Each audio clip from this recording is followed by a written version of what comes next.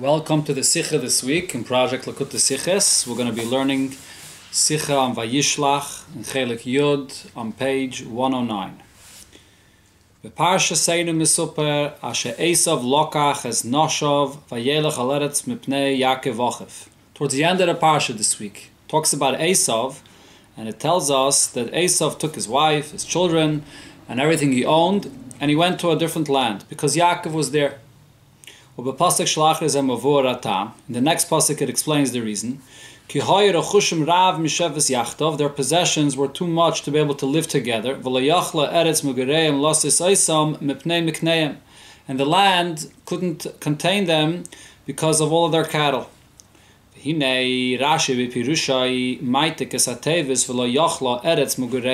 the land couldn't contain them. Mefarish and Rashi explains, the land did not have enough to provide the pasture, the food for the animals.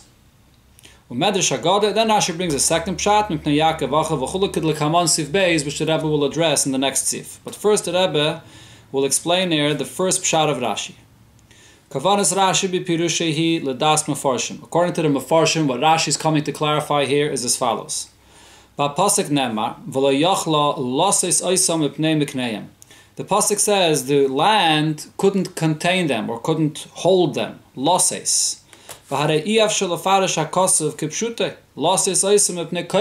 you talk about holding something or carrying something because of its heaviness, but that doesn't apply to a land.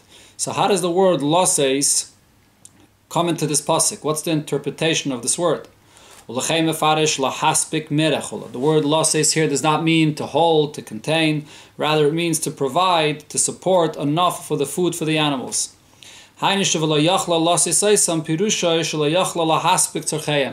there wasn't enough available for the needs of what they need, the food for the animals. That's the simple pshat of this Rashi that the Rebbe brings here from the Ra'am. However, this needs to be understood. Aleph. If Rashi is here to explain these words, and he's translating that it means to provide enough food for the animals, so those are the words that Rashi should be quoting from the pasuk, and not the words which Rashi is not explaining at all. What is Rashi letting me know here that I wouldn't know without his pshat? It's self-understood. When you're talking about a land, the word losses is not literally to carry, to hold. So the word losses means to provide, to support the enough amount that's needed for food for the animals. There you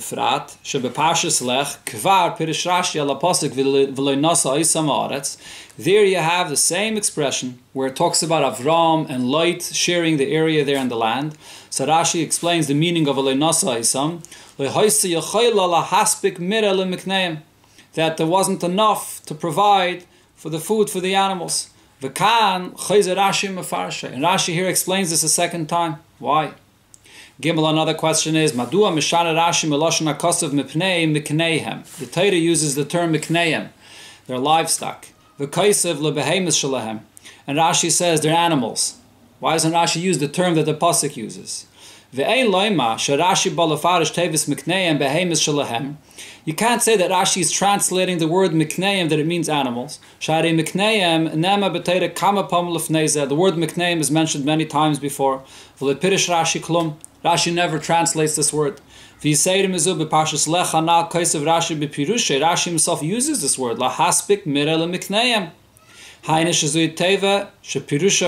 It's a word that has a simple translation. The pasuk there does not use mikneh. Rashi uses it because it's a common word. So here the Torah says mikneim, and Rashi changes and writes behemis. Why? Another question is what's not understood with the first and simple pshat that Rashi brings, and Rashi brings a second pshat. The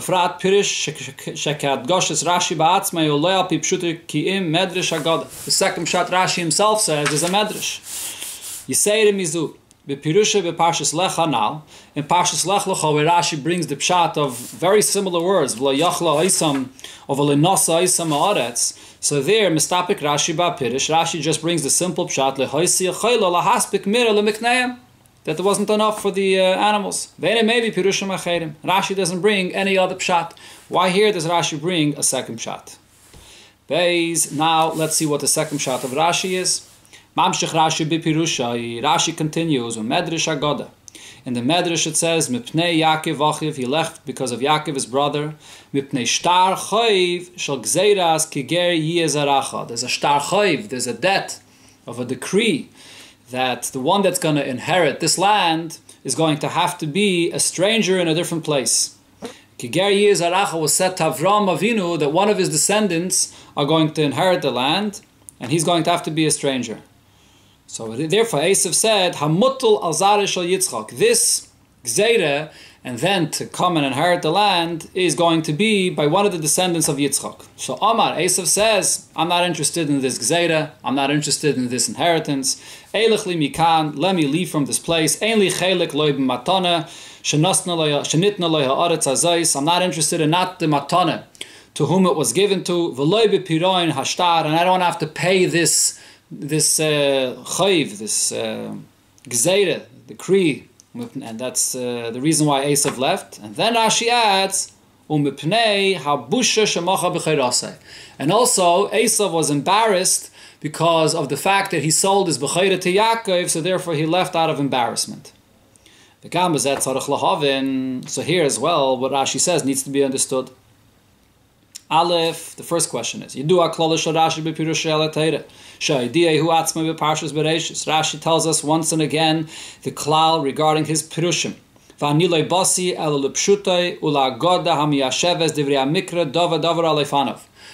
Rashi brings is relevant for the pshat of the pasuk and only something which can be fit into the words of the pasuk. Rashi doesn't just bring medrashim and remazim. And over here in our case, the pshat of the medrash is different than what it says in the pasuk. The pasuk tells us the reason why Esav left, because there was too much cattle and they didn't have enough food. And here Rashi brings a medrash that gives a different reason. Esav wasn't interested in inheriting the land. He didn't want to have the gzeira applied to him, and therefore he left. So how do we fit this with what it says in the simple pshat of the pasuk? Beis l'shayne shel Rashi, Rashi's language. Umipnei abusha chulu. He left because he wasn't interested in inheriting the land, and then Rashi adds because he left out of embarrassment. Umipnei abusha. V'loy kosav v'yeshaim rev'chayetze b'zeh. Rashi does not bring this as a third reason. Kedarke b'chol makim shemevi pirish chodesh. When he brings a new pshat, so he says v'yeshaim that it's another pshat. So this proves that this is not a second pshat. Rashi is adding another detail to the second pshat. So we have the question here. This is a totally new reason. As you see in the Medrash, it's brought as another pshat. Rabbi Shua ben Levi Omer, that Esav left out of embarrassment. It's a different opinion, a different pshat. Rashi, however, brings these two reasons that Esav wasn't interested in inheriting the land and that he left out of embarrassment. Rashi brings them together. Why? Gimel, so Rashi is not happy with one reason, he brings a second reason as well.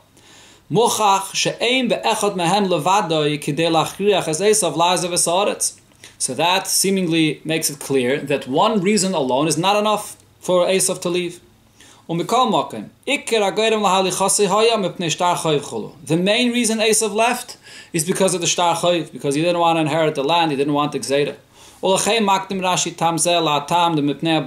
Rashi brings that reason first before he brings the reason of Esav's embarrassment. So we need to explain here. Why does this reason come first? That's the main reason why Esav left. But yet it's not enough of a reason for him to leave. And we need a second and additional reason because of the embarrassment that he left. So what's the pshat in this? Another question here is, the pshat that we're saying here, that he left because he didn't want to inherit the land, he didn't want the gzeira. So why does Esav only leave at this point after Yaakov came back there? It's Israel, he returned from Choron.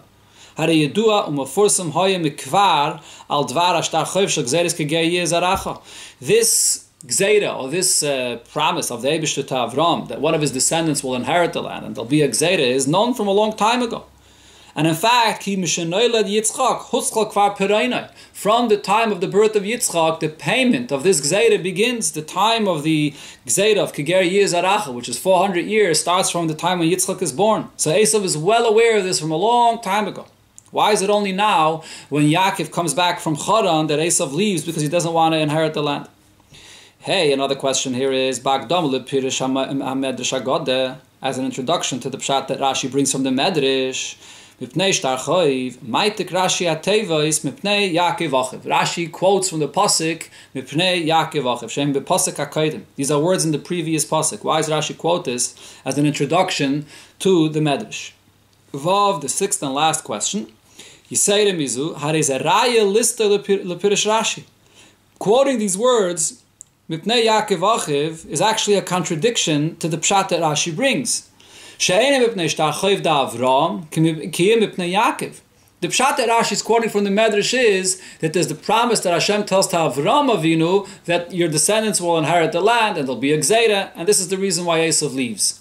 But when it says in the pasuk Mipnei Yaakov Achiv, the pasuk is saying that it's actually because of Yaakov that he left. That Yaakov was making him uncomfortable over here, not because of the gzeira of Kiger Yizaracha. So why would Rashi quote this part of the pasuk as an introduction to a pshat that he's bringing that's different than the way it seems from these words? So the pshat in this Rashi here is as follows. So basically, what the Rebbe pointed out over here is that really this entire Rashi seems to be completely unnecessary. The pshat in the pasuk is simple and self-understood. Needless to say that the medrash that Rashi brings is unnecessary because it's going against the pshat of the pasuk. So what's the entire Rashi coming to answer? The explanation here is as follows. The pasuk shelifnei zeh nemar, the pasuk before the one where Rashi is explaining that lo yachla eretz mugereim, and that Esav left. So what does it say before? Vayikach Esav gomer umefaret, and the pasuk there spells out that he took his entire family. But then it also says vesmikneu, his cattle, veskol behemtei, all his animals, veskol kinyane asher rochash beretz Canaan, all of his possessions that he acquired in the land. Vayelech eretz, and he went to another land. Ubehemshech lezeh nemar, and continuing with this, the pasuk says right afterwards. Why did he leave? Ki hayar chusham stam rav misheves yachtav. Because of their possessions, that's the translation of rechusham, all of their possessions, it was too much to handle in the same place, and therefore he left.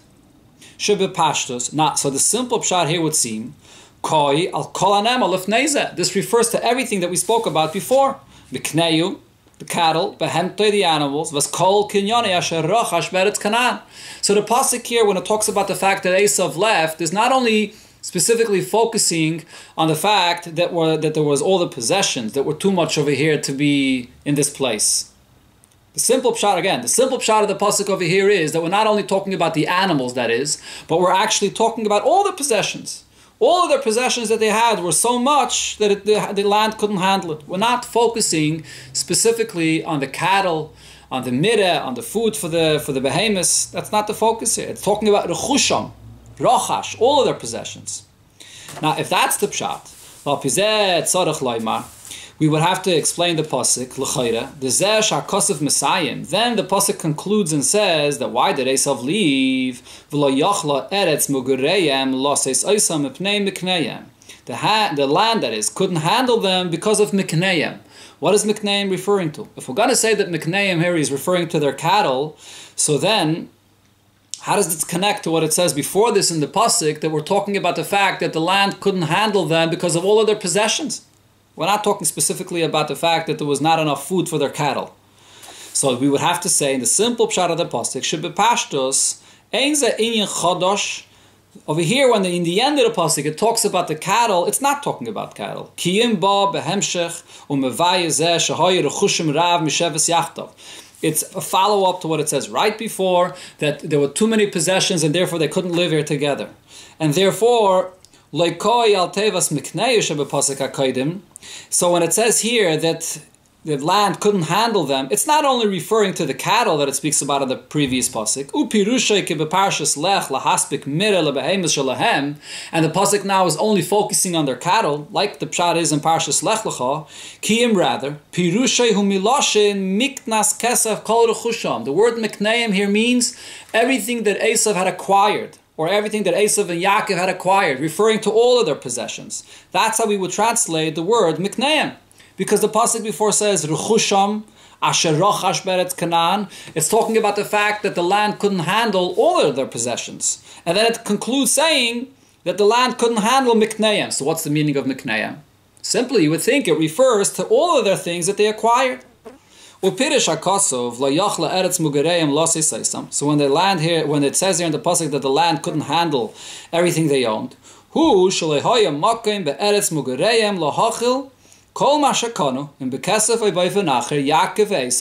land did not have any space to handle everything that Yaakov and Esav had acquired, however they acquired it. And it wasn't a broad and open, beautiful place to live, similar to the way it's described before in this parsha as well. Then you have an open, broad land to live.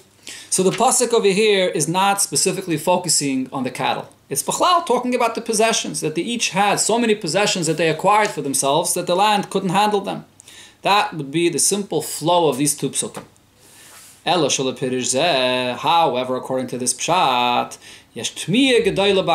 there's a great question here in the pasuk, and this is the central question in the pasuk that Rashi will come to address. The land can't handle Yaakov and Esav being together. So that explains that they can't live together here. So if the land can't handle the two of them together, so who should be the one leaving? Why is it Esav the one that picked himself up and left? Seemingly you would think it should be the opposite. Eretz Canaan was the place where Esav lived there for many years. And he took up residence there for many, many years before Yaakov came along, and that was his place. So if so, so why, when there's not enough place for them to live there, does Esav pick himself up and leave, and not Yaakov? Yaakov is the latecomer. Yaakov is the one that just arrived from Charan. So that's something that's not explained here in the pasuk. The pasuk tells us that they couldn't live together, and Esav picks himself up and leaves. Why Esav? Why not Yaakov? You say it in Mizu, the question goes even further. We don't see that Esav, that Yaakov that is, made any effort to convince Esav to leave. The land couldn't handle them. Esav, on his own initiative, went and took his family and all of his possessions and left. So that's a pella. Why would Esav pick himself up and leave just because they can't live together after he's been living there for so many years? Lataretz to me is not to answer this maitik Rashi es hateves ulo yachal eretz mugareyim. So Rashi brings from the pasuk these words that the land couldn't handle them. Umefarish. What is the pasuk here saying? Lahaspik mira lebehemis shalahem. That yes, this pasuk is not referring to all of their possessions, but it's referring to the fact that there wasn't enough for their cattle. When it says here that the land couldn't handle enough for Mikneim, what's the meaning of Mikneim? That actually is like in Parshas Lech Lecha. The pshat here is the pasuk now is saying that the land did not have enough for their animals. That's what Rashi is letting us know. V'zui hadgoshes Rashi lebehemis shalahem. So therefore Rashi says behemis, the animals. V'loy lemikneim kebekosov. Rashi does not say mikneim. Lishloil pirish anal de mikneim hu meloshem miknas kesef. Because Rashi wants to negate the pshat that we would have thought that mikneim actually means all of the possessions that they acquired. As the Rebbe pointed out before, that's what would seem the simple flow of the pasuk. We're talking about all of their rechush, all of their possessions. And Rashi here is letting you know that no, that's not the pshat. That in fact, mikneim over here does mean, like it says in Parshas Lech Lecha, that the land did not have enough food for their cattle. Now, why does Rashi say that this is the pshat in the pasuk, even though it doesn't seem to flow with the fact that the pasuk speaks about all of their possessions? Shal pizeh move on shahaya leYaakov adifus al Esav shemishum zeh halach Esav b'pnei Yaakov. It's the fact that there wasn't enough food for the cattle. That's the reason why Yaakov stays and Esav leaves, as the Rebbe will explain now. Okay, so this explains over here the simple pshat and what Rashi is trying to do here. The main point that Rashi is coming to clarify in his Rashi over here, as the Rebbe will say in the first pshat and the second pshat, is to explain the fact that Dafke Esav left and not Yaakov. Vahabir, so according to the first pshat, what is the reason why Esav leaves and not Yaakov? The Parshas Vayetze Mesupar Barucha, in Parshas Vayetze it says, the Yaakov Rochash Mispa Otzum Shal Tzayin Umikne Bebeis Lavan. That Yaakov had acquired a tremendous amount of sheep and cattle in the house of Lavan. Vayifrit Ish Ma'oid Ma'oid Tzayin Rabbis. He had a tremendous amount of sheep. Ukepirish Rashi, Paris Verabis Yaisim Mishar Tzayin, that it would multiply more than all the other sheep. So Yaakov, that is, had a tremendous amount of cattle. Mashe'en ken Esav, Shenyane Haya, Tzayid, Ishsada, Kolin Yane Sada. Esav was involved in all kinds of things out in the field, working in the field. We don't find anywhere that Esav had specifically a focus on owning a lot of cattle. Yaakov led Canaan. Yaakov arrives to Eretz Canaan with all of his cattle. So now Yaakov occupied the land with all of his cattle, and he took up the territory with all of his cattle that were using all the food in the area. When it became clear that they can't live together, that should be enough mirah, enough place for all the animals. So Esav realized that Yaakov is the one that's using the land there for his cattle, and the food for the cattle is being used by Yaakov much more. So therefore Rashi says that what the pasuk here is saying is the main reason Esav left. In what area, for what reason would Yaakov have more of an advantage to stay here? And Esav decided to let Yaakov have what he needs here and to pick himself up and leave. Where was Yaakov more than Esav needed this territory? It's for the behemoths. This explains why Esav left and Yaakov stayed. Yaakov needed the land for all of the food that he had available for his animals here. Esav did not need the land for his food, for his animals as much. He was ish sada. He didn't need it for his animals. So therefore he left it for Yaakov to be able to use for himself, and he went to a different place. But if it would be just about all of the possessions, then there would be no reason for Yaakov and Esav. Between the two of them, there would be no reason for Esav to leave more than Yaakov. But since we're talking specifically about the cattle, so Esav came to the realization that Yaakov needs this place more, so he left it for his brother Yaakov. Now move on. So the Rebbe now says, however, it's understood, Rashi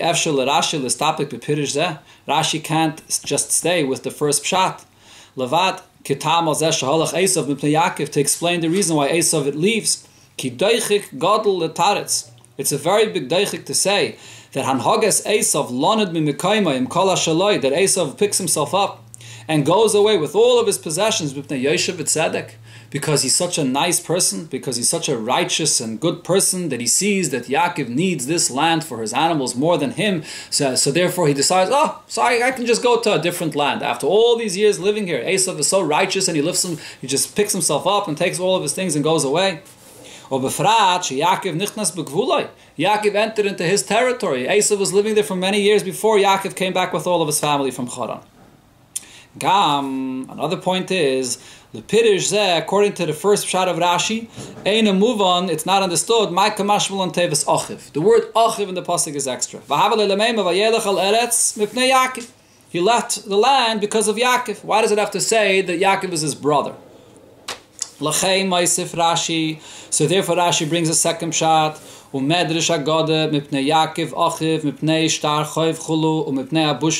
That Esav left because of the shtar chayv, because he didn't want to inherit the land, he didn't want to experience the gzeira of being a foreigner in a different country, and also because of embarrassment.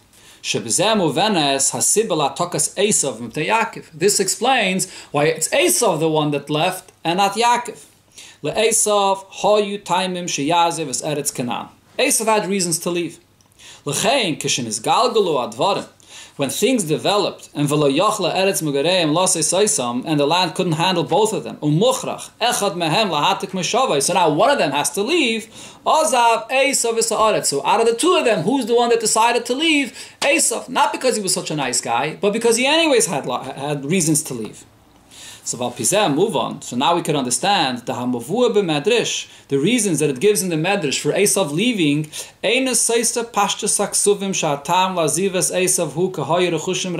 It's not at all a contradiction to the simple pshat of the pasuk that Esav leaves because of all of the possessions, and there was too much for them to be together. The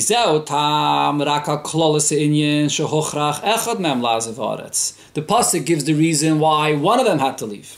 And as the pasuk says, they couldn't live together there. So the pasuk gives the reason why they couldn't be together. The Medrash explains another detail. So between the two of them, why is it Esav that left and not Yaakov? And the reason is because Esav anyways had reasons why he eventually wanted to leave. So Rashi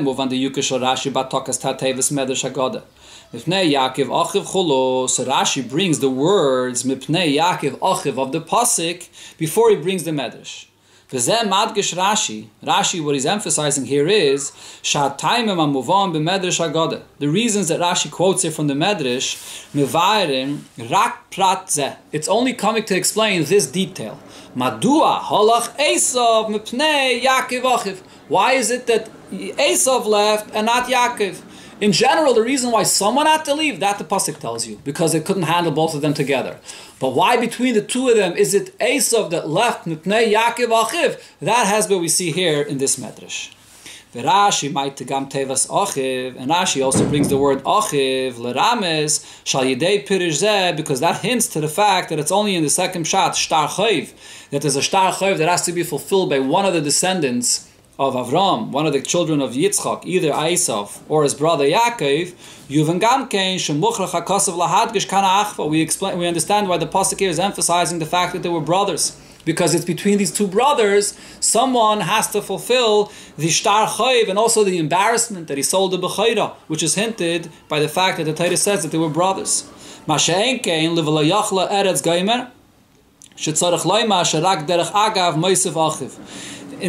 it says earlier in the pasuk, that the land couldn't handle the two together, so the fact that it says achiv is really not necessary here.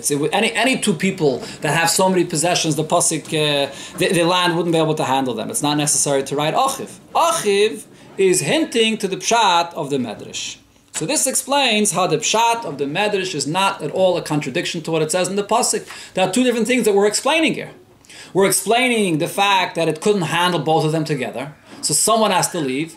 But then we're explaining why Esav specifically left and not Yaakov.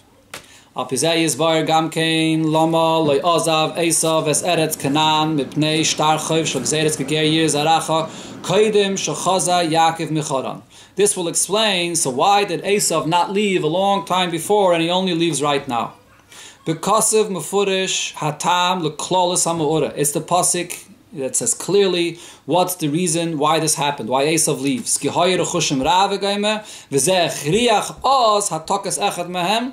It is only at that point which one of them was forced to leave.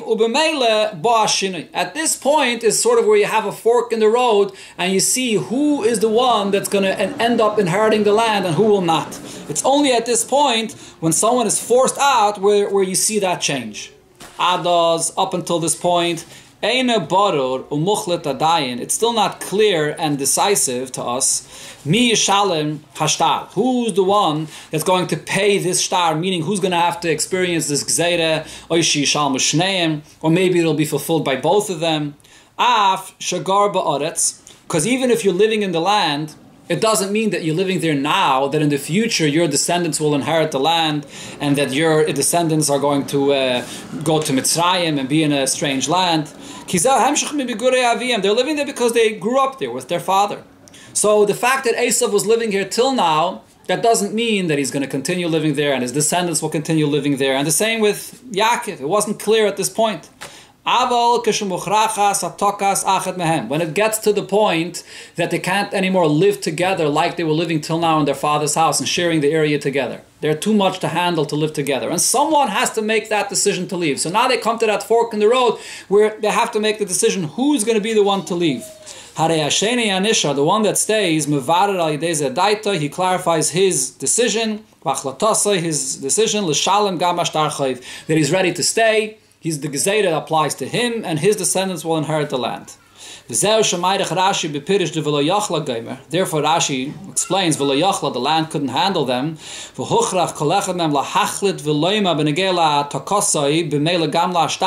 So at this point, they can't just continue living there like they did when they grew up in their father's house. Now they have to make a decision, do I want to live here? Do I want to stay here for my descendants?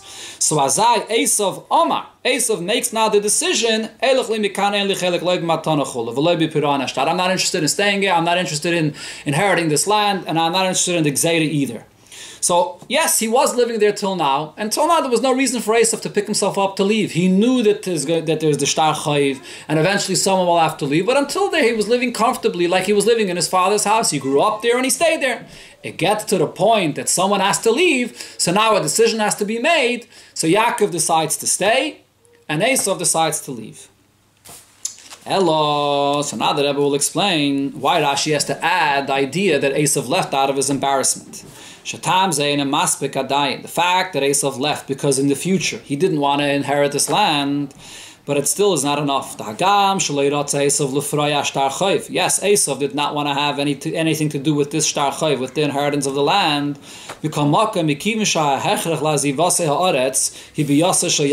Right now, what forces him out is the fact that Yaakov arrived. It's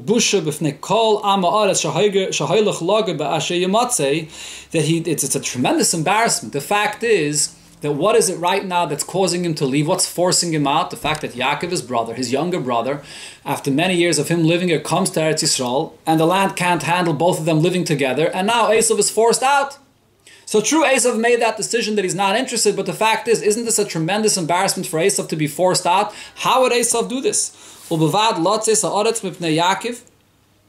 He can't live here together and he has to leave because of Yaakov. So how does Esav handle such embarrassment and subdue himself to Yaakov to leave?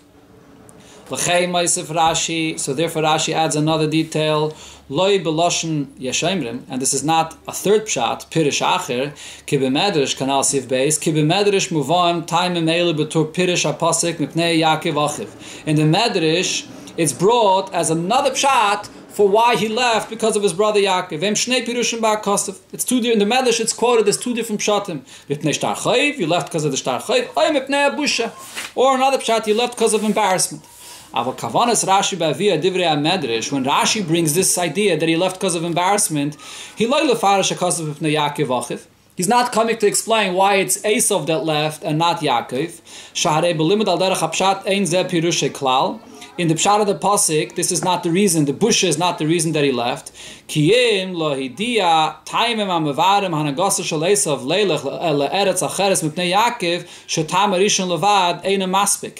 The first reason that we brought is not enough, and therefore Rashi has to bring another detail over here to explain this. But this is not a reason for itself. And what's the reason Rashi brings? That the reason why Yaakov leaves is out of embarrassment. Meaning, Hainu, Shebechlal Haisa Shehi Yaseh Shel Esav Be'eretz Canaan Belula Beherge Shel Busha. Bechlal, Esav being there together with Yaakov was always mixed in with some kind of embarrassment. The fact that this is the individual, this is his brother, his younger brother that he gave him, he sold him the Bechayra. So Yaakov being there and Esav together in his presence always brought an embarrassment to Esav.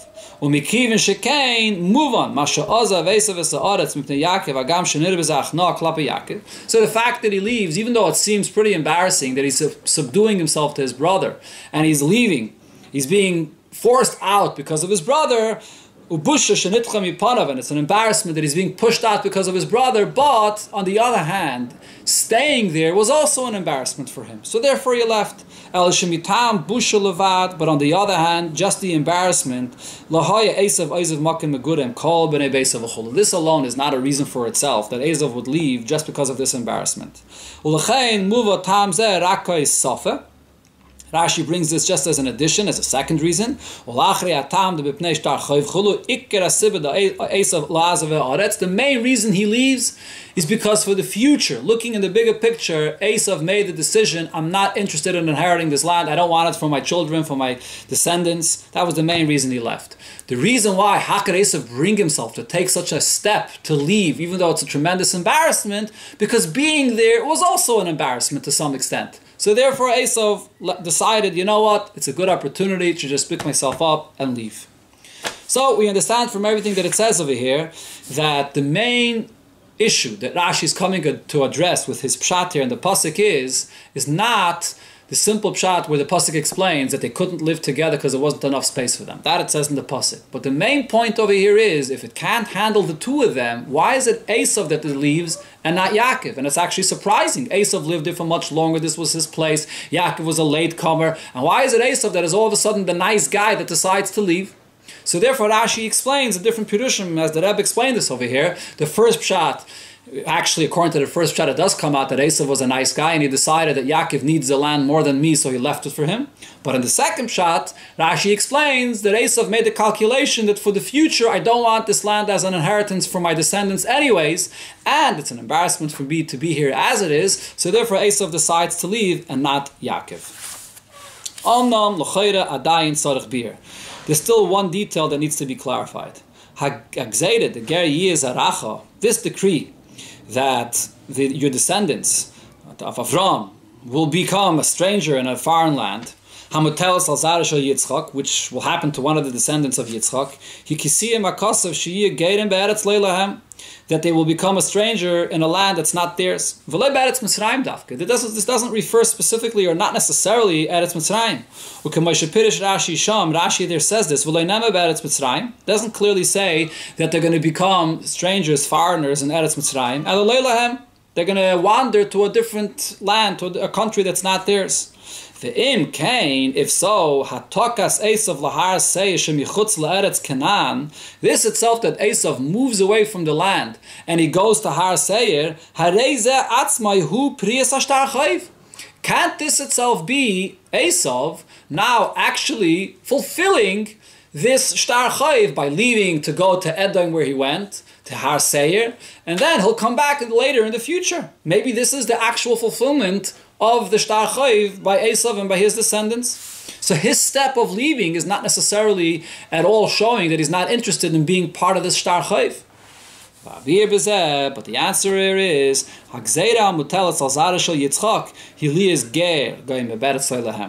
Gzeira is that one of the descendants of Yitzchak is going to leave the country and go to a different country and be there as a foreigner. You're going to be there as a foreigner and never settle there fully. Esav was not interested in being part of this shtar chayv because he didn't want to have to wander into a different country and live there like a foreigner. When Esav moved to Har Seir, Esav lives there and settles there. He settles there comfortably. Esav was not interested in the Gzeira of Golus and then to come and back and inherit the land in Eretz Yisrael. He wanted to be there and settle there in his Golus. Settle there in Har Seir where he is. You want to settle in the Golus where you are, you can't come back to Eretz Yisrael. So that's how we know that Esav's choice to leave Eretz Yisrael and go to Har Seir was not a choice to be a ger, it was a choice to leave the land altogether. This last point is an important lesson for everybody wherever they are in the time of Golus. As long as we are still in Golus, we're in Golus, paying up this shtar chayv, which ultimately extends even now when we're in the time of Golus. Ad bi'esh Mashiach tzidkeinu, until the arrival of Mashiach, sheyilchem l'chemes Hashem, v'yinatzeach, v'yivne beis hamikdash b'mkoimoi, v'achar kach yikabetz nitchi Yisrael keitz hagolus. When Mashiach will finally gather all the Yidden back into Eretz Yisrael, alo odom ladas lahargish. A person has to know and feel. Shehu ger be'eretz loy loy. You're in a galus. You're in a place, you're a foreigner here, this is not your land. Do not become comfortable and settle, God forbid, in a place of galus where you take up a new residence and this becomes your new country. You always have to remain a stranger and a foreigner to all of the exile things that are in this land that you live in. Aval, on the other hand, the Rebbe points out, Toishav v'chazak v'chol inyani Torah u'mitzvahs. You do have to be settled and very strong in your commitment to fulfilling Torah mitzvahs, which are in Yoni Neshama, the matters of your Neshama. Your Neshama has never gone into Galus. But as far as your guf is concerned, as far as your physical life is concerned, a Yid has to always remember, I'm in Galus, and this is not a place that I can settle in fully.